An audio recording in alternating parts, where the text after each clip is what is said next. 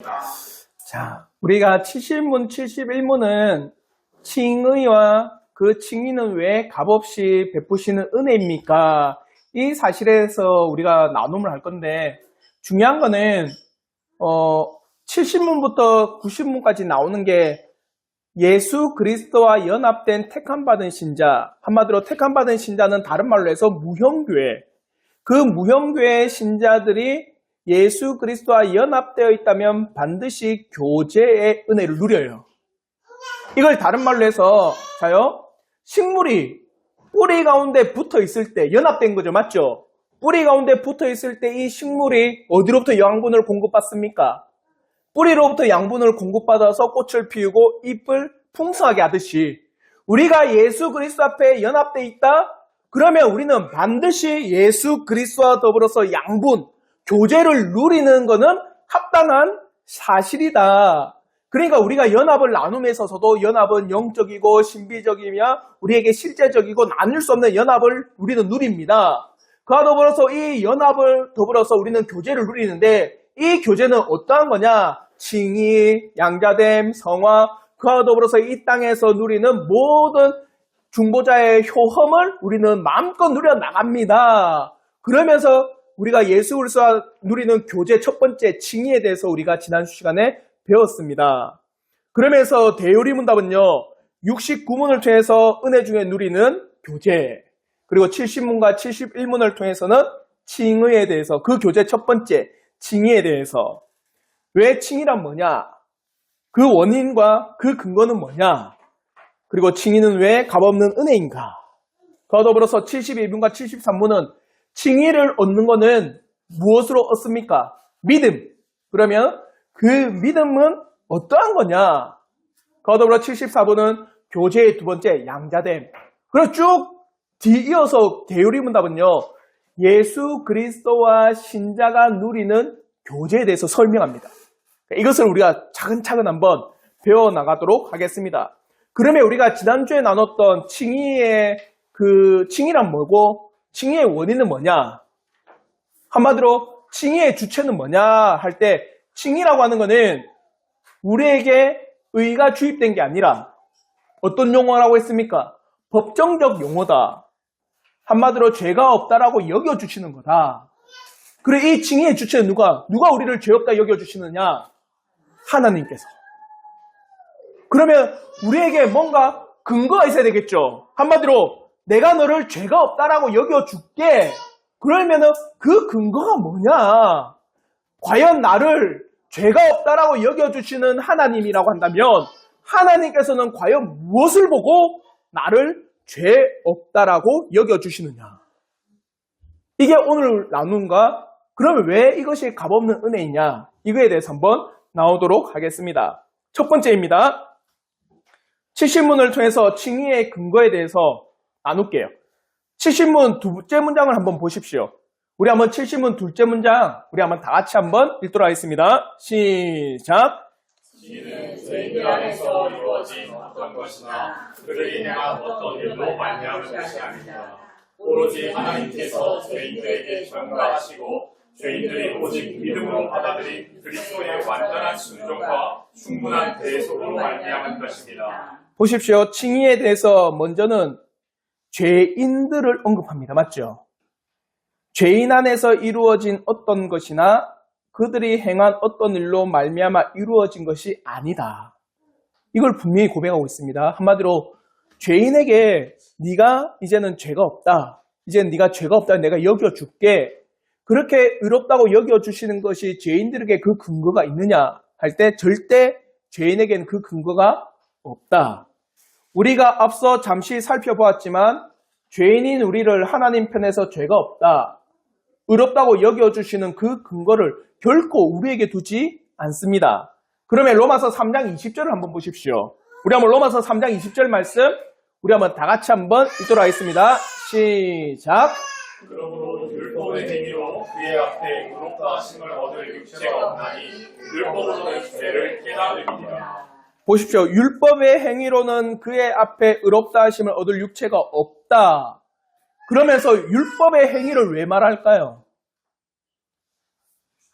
율법의 행위. 보십시오. 우리가 죄인으로 선포된다라고 하는 것은 뭘 어겼기 때문에? 그렇죠. 법을 어겼기 때문에 죄인이라 여겨지는 겁니다. 그러니까 율법의 행위로는 그의 앞에 의롭다 하심을 얻을 육체가 없다. 이건 뭡니까? 모든 사람은 하나님의 법을 어겼다라는 거예요. 법을 어기면 죄인이고 법을 지키면 의인이죠. 맞죠? 율법을 다 지킨 사람에게 너 죄인이야 합니까? 안 합니다. 율법을 다 지킨 사람에게는 너는 죄가 없다. 그러니까 율법을 지키느냐 율법을 지키지 않느냐. 율법을 지키면 뭡니까? 율법을 지킨다. 그죠? 의롭다. 너는 율법을 다 지켰으니 의롭다. 그러나 율법을 어기면 너는 뭐다? 죄인이다. 자, 문제는 뭐냐면 이거예요. 그래, 성경에서도 율법을 다 지키면 의롭다라고 한다. 보십시오. 로마서 2장 13절. 우리 한번 로마서 2장 13절 한번 보십시오. 율법을 지키면 뭐라 하느냐? 우리 한번 로마서 2장 13절 말씀 다 같이 읽겠습니다. 시작. 하나님 앞에서는 율법을 듣는 자가 의인이 아니요 오직 율법을 행하는 자라야 의롭다 하심을 얻으리니. 자, 율법을 행하는 자가 의롭다. 그러니까 온 율법을 다 너희가 행하라. 그 율법을 다 지키면 너는 죄가 없다고 해줄게. 문제는 이거예요. 과연 이 율법을 우리가 다 지킬 수 있느냐?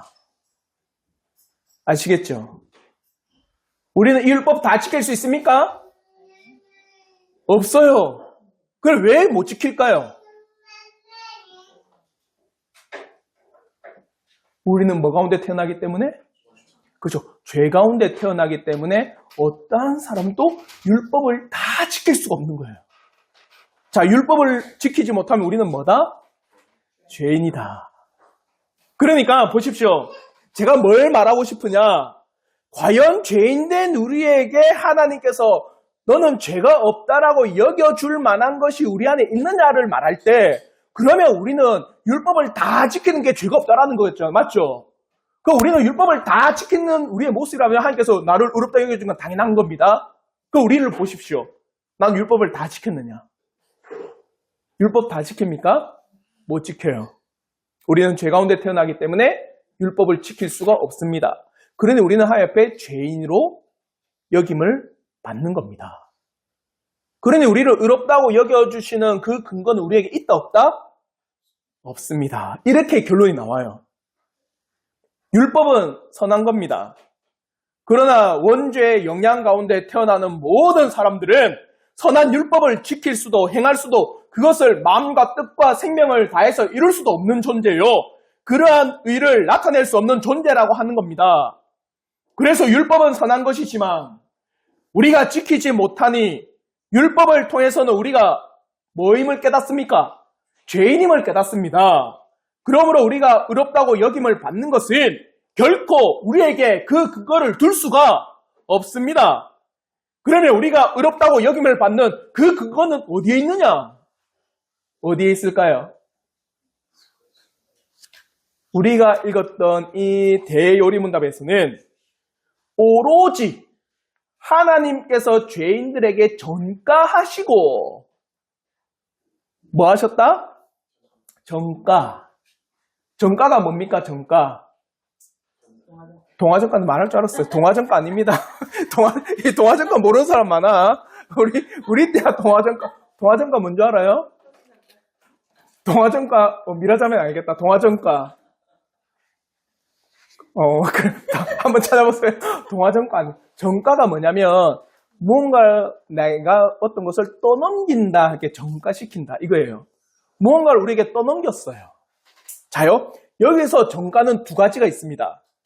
70문에서 오로지 우리에게 무언가를 떠넘겼다라고 이야기하고 있거든요. 하나님께서. 뭘 떠넘겼을까? 우리에게. 그렇죠. 그리스도의 완전한 순종과 그의 충분한 대속을 우리에게 떠넘겨 주셨어요. 우리가 한 게 아니라 누가? 그리스도께서 이루신 완전한 순종을, 그리스도께서 이루신 충분한 대속의 사역을 내가 한 것처럼 떠넘겨 주셨다는 거예요. 이게 첫 번째 전가의 의미입니다. 두 번째 전가가 뭘 떠넘겼느냐? 우리에게 떠넘긴 게 있다면 예수께도 떠넘긴 게 있겠죠. 뭘 예수께 떠넘겼을까? 그렇죠. 우리가 져야 될 심판을 예수께 다 떠넘겼어요. 이 정가의 두 가지 의미를 꼭 아셔야 됩니다. 첫째는 우리에게는 예수께서 이루신 충분한 대속의 진리, 완전한 순종의 놀라운 진리를 우리가 한 것처럼 떠넘겨 주시고, 예수께는 어떤 걸 떠넘겨 주셨다? 우리가 져야 될 심판, 우리가 져야 될 하나님의 진노와 저주와 형벌을 떠넘겨 주셨어요. 이게 이중정가입니다. 아시겠죠? 그래서 오직 그 근거를 우리를 위해서 십자가를 지시고 부활하신 유일한 중보자 되신 예수 그리스도의 대속의 진리의 근거를 두고 있는 거예요.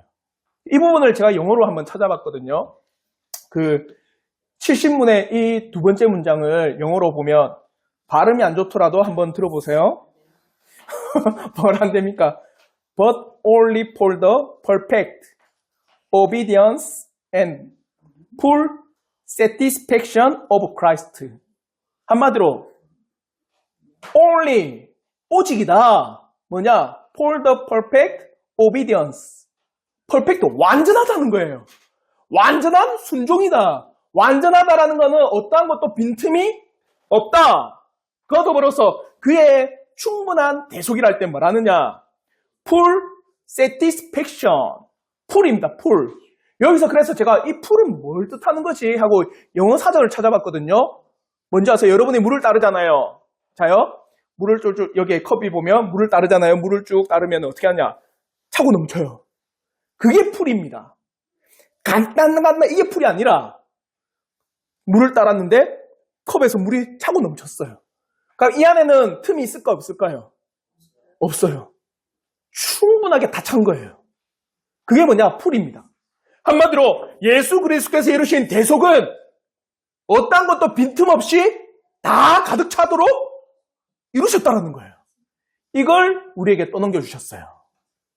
아시겠죠?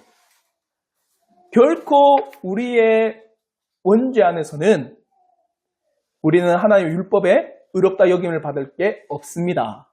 그런데 우리를 의롭다라고 여겨주시는 것, 칭의롭다, 의롭다고 여기시는 것은 정가의 은혜입니다. 이 정가의 은혜는 두 개. 나에게는 예수의 완전한 순종과 충분한 대속을 떠넘겨 주셨고, 예수에게는 내가 져야 될 완전한 심판의 형벌을 다 떠넘겨 주셨다. 이 사실을 너희가 믿느냐? 그걸 믿음으로 고백할 때 우리를 뭐라고 하는 겁니까?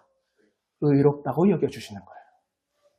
자, 이제 여러분에게 이 사실에 대해서 믿음 가운데 고백하고 있는지 가슴에 손을 얹고 물어보십시오. 첫 번째, 과연 내가 받아야 할 모든 저주와 형벌과 심판과 진노의 모든 고통이 예수 그리스도께 떠넘겨졌다는 사실이 믿음으로 고백되어집니까? 아멘, 아멘, 아멘 하고 왔대. 아멘, 아멘, 아멘, 아멘 하면서 온 거예요, 우리서. 자요? 정말 예수께 우리의 모든 심판, 내가 받아야 될 모든 심판이 떠넘겨졌다는 걸 믿어요? 그럼 두 번째, 그러면 예수께서 나의 죄를 위해서 완전한 순종과 충분한 대속의 진리를 행하셨음을 믿습니까? 이 믿음 가운데 우리는 의롭다 여김을 받는 거예요. 우리에게 근거가 있다 없다? 없습니다. 이 사실이 꼭 여러분의 마음에 새겨지길 바랍니다. 그러면 로마서 5장 1절을 한번 보십시오. 우리 한번 로마서 5장 1절의 말씀 다 같이 한번 읽도록 하겠습니다. 시작. 그러므로 우리가 믿음으로 의롭다 하심을 받았으니 우리 주 예수 그리스도로 말미암아 하나님과 화평을 누리자. 믿음으로 말미암아 의롭다 하심을 받았다. 이 사실이 우리의 고백이 되길 바랍니다. 그러면 이제 두 번째, 71문을 통하여서 그러면 왜 칭의가 값없이 베푸는 은혜의 행위인가? 이에 대해서 우리 한번 나누도록 할게요. 그러면 제가 71문을 읽을 때 우리 성도님께서 크게, 서보다 더 크게 다 한번 읽어보도록 하겠습니다. 제 71문, 칭의가 어떻게 하나님께서 값없이 베푸시는 은혜의 행위입니까?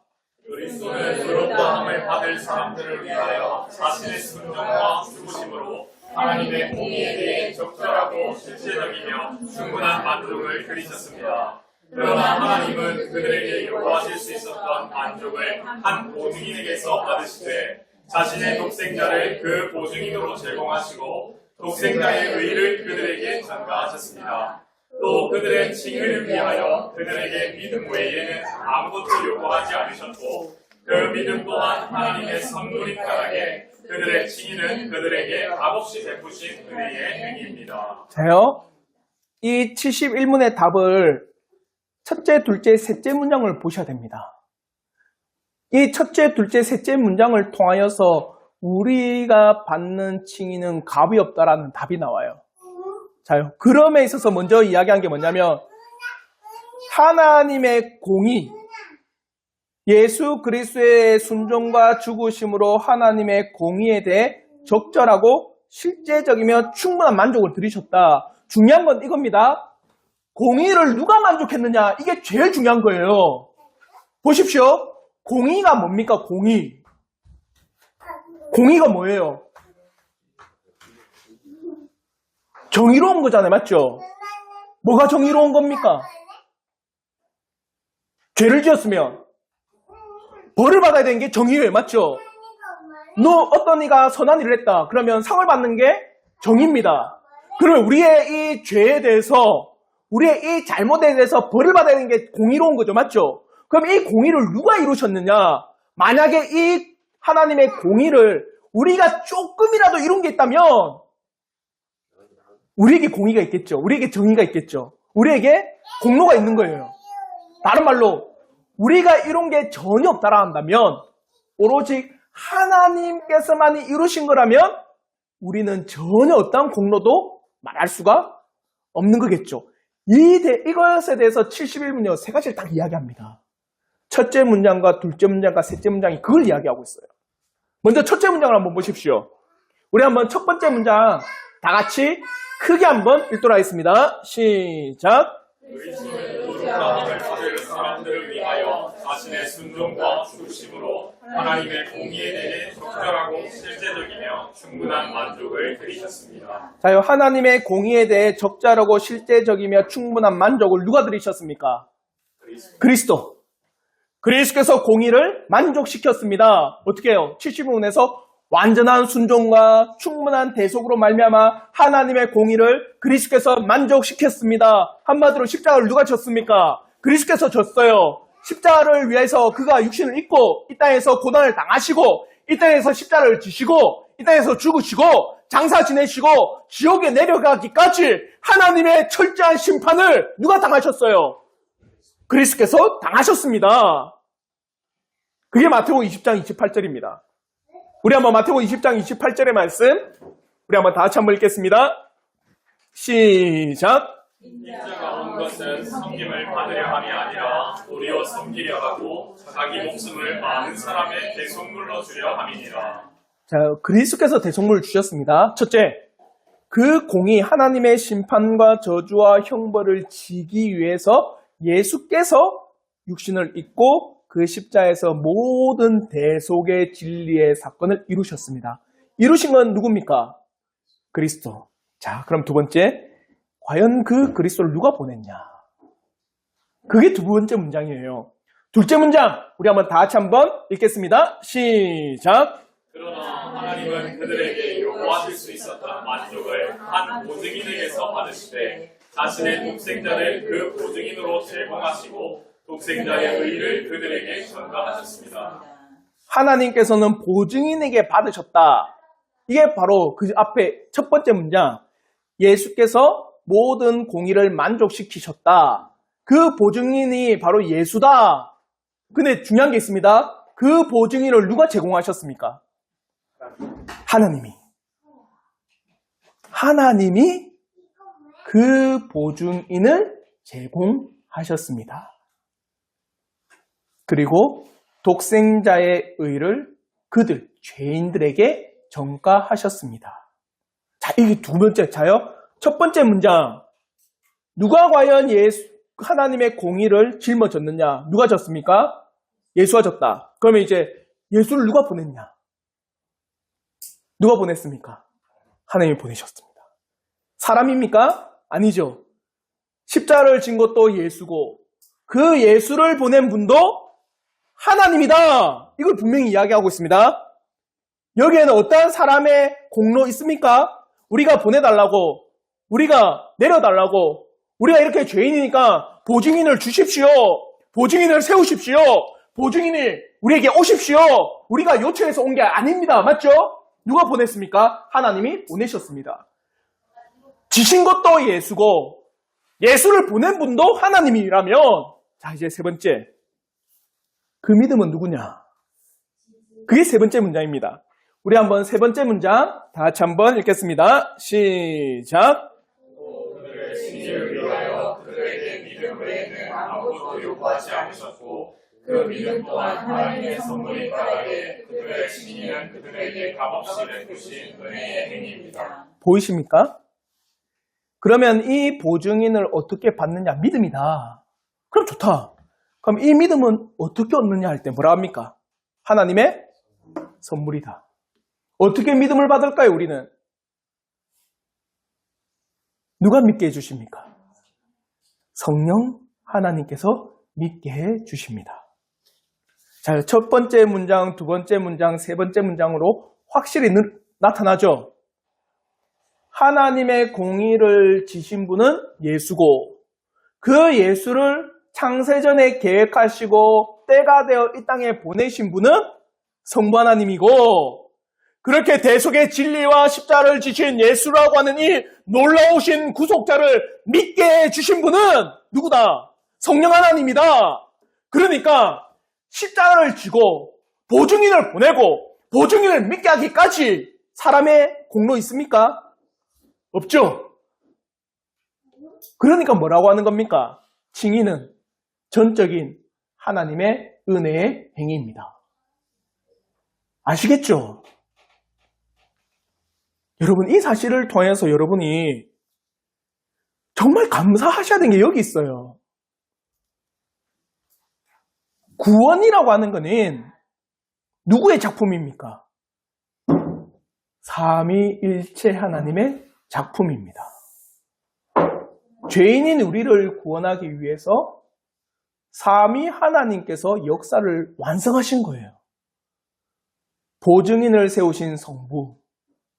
그래서 그 성부께서 때가 되어서 이 땅에 그의 아들 되신 예수를 육신을 입고 보내시고 예수는 이 땅에서 육신을 입고 철저히 하나님의 뜻 안에 순종하시고 그의 순종 가운데 십자가를 지시고 대속의 진리를 완벽하게 그리고 충분하게 이루셨고 그의 놀라운 대속의 진리를 우리의 죄된 본성이 결코 알 수 없으니 누굴 보내셔서 성령을 보내셔서 그 대속의 진리를 믿게 해 주셨으니 어찌 이 사실을 통해서 하나님의 전적인 은혜라고 말하지 아니할 수 있습니까? 사랑하는 성도 여러분, 여러분의 구원을 볼 때는요, 아니, 나의 구원을 볼 때는 삼위일체 하나님의 위대한 작품이라는 사실을 꼭 보셔야 돼요. 보내신 분 성자, 보내신 분 성부, 이루신 분 성자, 믿게 해주신 분 성령. 이 삼위께서 역사하셔서 우리를 구원의 은총 가운데 거하게 하셨습니다. 아시겠죠? 이제 이 사실을 통해서 우리가 교훈을 얻도록 하겠습니다. 우리에게는 참으로 은혜로운 행위입니다. 예수 그리스도의 대속의 진리는 맞죠? 다른 편으로 그리스도께서 그렇게 십자가를 지셨다라면 우리의 죄가 얼마나 심각한가를 깨달아야 돼요. 그러므로 우리는요, 그리스도 안에서 하나님께로 나아가 죄와 더불어 우리 자신이 얼마나 악한지 고백하셔야 됩니다. 아, 내 죄라고 하는 것이 누가 십자가를 지지 않으면 안 된다? 하나님이신 성자께서 십자가를 지면 결코 해결되지 않는다라는 사실을 보인 거잖아요. 과연 나의 죄라고 하는 것이 단순하고 이 죄라고 하는 것이 별로 대수롭지 않은 게 아니라는 겁니다. 내 죄라고 하는 것이 누굴 이 땅으로 끄집어 내린 겁니까? 하나님이 되신 성자를 이 땅에 끄집어 내린 거예요. 그만큼 극악한 겁니다. 우리는 이 사실을 통해서 과연 나에게는 이 죄라고 하는 것이 얼마나 극심하게 추악한 것인지를 여러분이 여실히 깨달으셔야 돼요. 내 죄라고 하는 것이 성자를 그 놀라운 하나님의 보좌에서부터 끌어내린 겁니다. 우리는 성전에서 기도했던 이 세리와 같이 가슴을 치셔야 돼요. 누가복음 18장 13절의 말씀입니다. 우리 한번 누가복음 18장 13절의 말씀 다 같이 한번 읽겠습니다. 시작. 세리는 멀리 서서 감히 눈을 들어 하늘을 쳐다보지도 못하고 다만 가슴을 치며 그르되 하나님이여 불쌍히 여기소서 나는 죄인이로소이다 하였느니라. 이게 우리가 되길 바랍니다. 나는 마땅히 하나님 앞에 심판을 받기에 합당한 존재입니다. 죄인으로서 하나님 앞에 과연 설 수 없는 불의한 자임입니다. 그 고백이 우리 가운데 늘 퍼지길 바랍니다. 우리가 죄인임을 알지 못하면 결코 우리는 하나님 앞에 죄인으로서 구원에 이르기를 갈망하지 않을 겁니다. 사랑하는 성도 여러분, 저는 우리 성도들에게 제일 먼저 이 세리와 같이 하나님이여 나는 죄인으로서이다. 가슴을 치며 죄인으로서 애통하는 심령이 있기를 진심으로 바라요. 그리고 두 번째, 그럼 죄인으로서 가슴만 칩니까? 어떻게 돼요? 용서해달라고 해야 되겠죠. 용서받는 자로 드러나는 일에 여러분의 온 마음을 쓰십시오. 먼저는 죄인입니다가 깨달으시고 하나님, 결코 저는 하나님 앞에 설 수 없는 완벽한 죄인입니다. 하나님의 심판과 저주와 형벌이 나에게 있는 죄인입니다.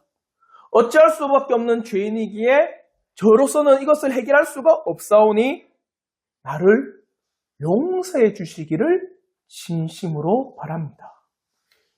그 용서의 마음이 하나님 앞에 있기를 저는 진심으로 바라요. 이제 나의 죄가 용서를 받기를 바랍니다. 율법이 얼마나 거룩하고 의로운지, 자신이 그런 율법을 얼마나 거슬렀는지를 기억하십시오.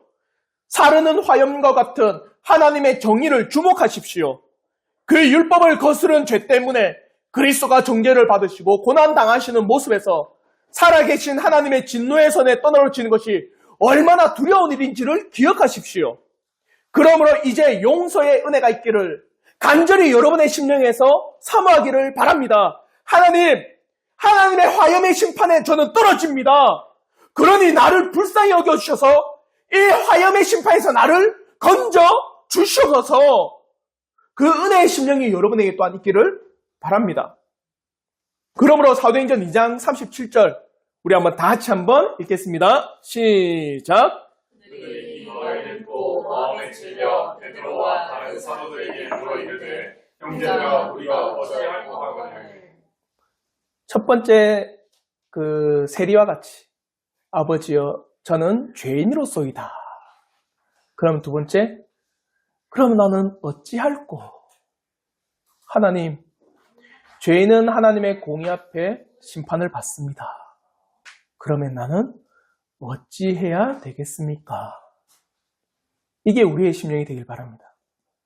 조나단 에드워즈는 그의 설교집에 이 설교가 있습니다. 하나님의 심판의 손에 붙들린 죄인들이라는 설교가 있어요. 이게 뭐냐면 하나님의 심판의 손에 딱 이렇대요. 종이 위에 여러분이 놓여져 있습니다. 하나님의 손 아니잖아요. 맞죠? 어느 순간인가 하나님께서 이 손을 놓으시면 어떻게 된다는 거예요? 여러분은 지금 즉시로 하나님의 어미하신 불구덩이가 땅에서 열려 당신들을 집어 삼킬 겁니다. 그때가 오기 전에 빨리 회개하고 돌이키십시오. 하나님의 어미하신 손 안에 여러분이 놓여져 있음을 깨닫고 그 손의 심판에서 여러분이 벗어나기를 간절히 바라면서 하나님의 심판이 나에게 미치지 않기를 이 시간에 회개하시며 나아가십시오. 그 말씀을 듣고 성도들이 어떻게 한 줄 아세요? 지금 당장 그 교회의 본당이 갈라져서 지옥의 문이 열려 나를 집어삼킬단 두려움에 기둥 잡고 회개했답니다. 사랑하는 성도 여러분, 진실로 하나님 앞에 우리가 죄인임을 깨닫고 하나님이여 죄인으로서 어찌해야 되겠습니까? 하나님이여 나를 불쌍히 여겨 주옵소서. 이 회개의 심령이 우리에게 있기를 진심으로 바랍니다. 그리고 마지막 세 번째, 하나님 앞에 불의한 자와 하나님 앞에 의롭게 여김을 받은 자의 모습을 보십시오. 자요, 많은 사람들이 어디에 두려워한 줄 아세요? 세상 사람들은 죽음에 두려워합니다. 나에게 죽음이 닥칠까? 그의 죽음의 그림자가 덮칠까? 그의 죽음의 그림자가 나를 엄습할까? 그래서 그 죽음 앞에 어떠한 자도 평안하지 않습니다. 여러분 혹시 넷플릭스 영화 지옥 보셨어요? 한 분 봤네, 한 분. 우리 동시형제 봤구나. 뭡니까? 몇 분 몇 초에 지옥의 사자가 와서 당신을 데려간다. 그 내용이거든요. 그러니까 그 사람은 그 경고를 받았어요. 그러니까 이 사람에게는 뭐가 올까요? 그 시간이 딱 되면. 두렵겠죠, 맞죠? 그래서 두려워가지고 도망갑니다. 근데 그 시간이 되자마자 지옥의 사자 와서 그를 잡아가거든요. 사랑하는 성도 여러분, 하나님과 화평하지 못한 자, 하나님과 불의한 자, 하나님 앞에 칭의를 받지 못한 자, 그 자들은 결코 평안이 없습니다. 하나님의 지옥의 심판이 그들에게 놓여져 있으니 죽음 앞에 두려워하고 그 지옥의 형벌 앞에 그들이 벌벌 떠는 겁니다. 그러니 데살로니가전서 1장 8절부터 9절의 말씀을 보십시오.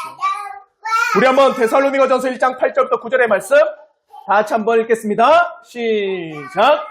하나님은 모든 자들과 우리 주 예수의 복음에 복종하지 않는 자들에게 형벌을 내리시니 이런 자들은 주의 얼굴과 그의 힘의 영광을 떠나 영원한 멸망의 형벌을 받으리로다. 하나님과 불의한 자는 어떤 화평이 없습니다. 하나님의 심판과 멸망이 그들을 따를 뿐입니다. 그러면 이제 두 번째, 하나님 앞에 의롭다 여김을 받은 자들의 모습을 보십시오. 그들에게 뭐가 있을까요? 죽음 앞에서도 평안하고 담대합니다. 왜요? 그들을 기다리고 있는 것이 어디이기 때문에? 그렇죠. 하나님 나라이기 때문에. 그 죽음 앞에서도 평안이 그들을 찾아올 겁니다. 그 수많은 고통 가운데서도 그들에게는 큰 위로가 찾아올 겁니다. 그러면 시편 32편 1절 말씀과 아마 같은 사람일 거예요. 우리 한번 시편 32편 1절의 말씀 우리 한번 다 같이 한번 읽겠습니다. 시작! 사함을 받고 자신의 죄가 가려진 자는 복이 있도다. 얼마나 복스러울까? 내 죄가 가려졌다. 이제 너의 죄가 없다. 이제 너에게는 양심의 평안과 하나님과 화평을 누리고 죄의 지배에서 건짐을 받는 놀라운 은혜의 심령이 있으니 얼마나 그 자가 복된 자이냐. 옛날 TV 프로 중에 그 프로가 있습니다. 추적 60분 말고 공개 수배. 실제로 TV에서 공개 수배합니다. 죄인, 진짜 범죄자들요. 근데 그 공개 수배를 통해서 안 잡혔던 사람들이요. 60%에서 90%가 자수합니다. 왜 자수한 줄 아세요? 왜 자수할까요? 그렇죠. 아니, 완전 저 때려버렸어요. KBS에서 했거든요. 그때는 우리가 공중파 외에는 OTT 이런 게 전혀 없었으니까, 우리 때는. 그러니까 모든 사람들이 뭘 보고 있어요? 자기 얼굴을 보고 있으니까 그 사람이 마트를 가도 나를 쳐다보는 것 같고, 어딜 가도 나를 보는 것 같아서 너무 두려워가지고 어딜 가지를 못하겠대요. 그래서 60%에서 90%가 경찰이 잡기 전에 뭐 한 거예요? 자수를 했습니다. 그러고 나서 다 한마디 있습니다. 뭐라 하는지 아세요? 이제 마음이 평안합니다. 왜 그럴까요? 예전에는 자기가 언제 잡혀서 감옥에 갈까 그게 너무 두려웠는데 이제는 내가 당해야 될 형벌을 다 당하고 맞죠? 이제 당연히 가야 될 곳에 이제 간다고 생각하니까 마음에 평안이 있는 거예요. 보십시오. 하나님 앞에 우리가 죄 용서함을 받고 그러므로 하나님 앞에 양심의 평안을 얻어 하나님 나라의 자녀가 되었다라고 하는 것은요. 그러므로 우리는 이 땅에서 죽음 앞에서도 웃을 수 있고 큰 고난 앞에서도 기뻐할 수 있고 큰 괴로움 앞에서도 우리의 마음은 안전할 수가 있는 겁니다. 그러므로 요한복음 5장 24절의 말씀을 보십시오. 우리 한번 요한복음 5장 24절의 말씀 우리 한번 다 같이 한번 읽겠습니다. 시작. 내가 진실로 너희에게 이르노니 내 말을 듣고 또 나 보내신 이를 믿는 자는 영생을 얻었고 심판에 이르지 아니하나니 사망에서 생명으로 옮겨지리라. 얼마나 기쁠까요?